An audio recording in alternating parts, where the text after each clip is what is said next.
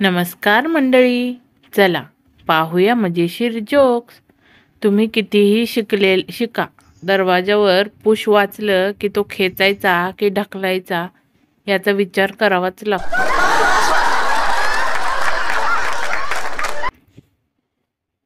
एक बार 10 डॉक्टरों ने मिलकर एक बड़े हाथी का ऑपरेशन किया.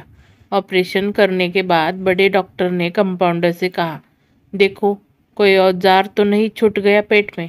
कंपाउंडर बोला, औजार तो सब है लेकिन डॉक्टर वर्मा नहीं दिखाई दे रहे.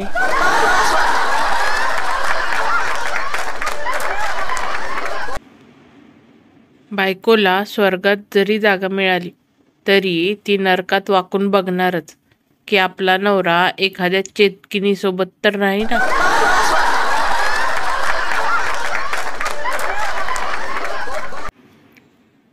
दुकानदार, बोला काय देऊ. नवरा, माझ्या बायकोच्या कुत्र्यासाठी एक केक द्या. दुकानदार, इथेच खाणार की पॅक करून देऊ.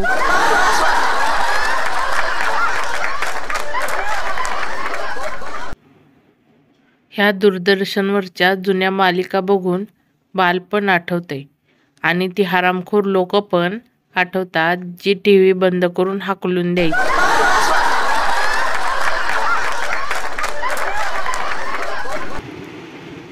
माणूस, डॉक्टर साहेब तुम्हाला टाके घालता येतात का. डॉक्टर, हो येतात की. कशाला घालायचे आहेत. माणूस, ही घ्या चप्पल, हिचा बंद तुटलाय, जरा टाके घालून द्या.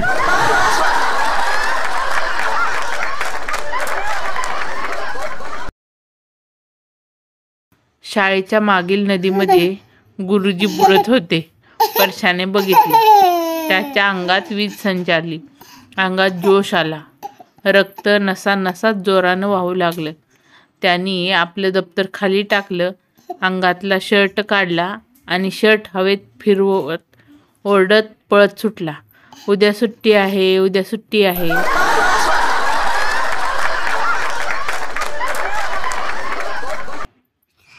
सत्ययुगात राग आला तर शाप दिला जात होता. आता कलियुगात राग आला तर ब्लॉक केले जाते. डिजिटल शाप, दुसरं काय.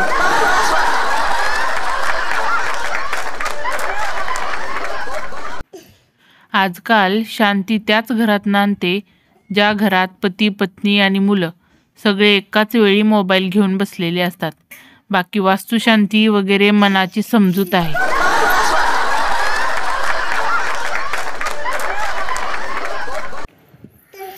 त्या दिवशी बायकोकडे काळजीपूर्वक बघितले तेव्हा लक्षात आले, आपल्या आयुष्यातील फक्त हीच गुंतवणूक पाहता पाहता डबल झाली.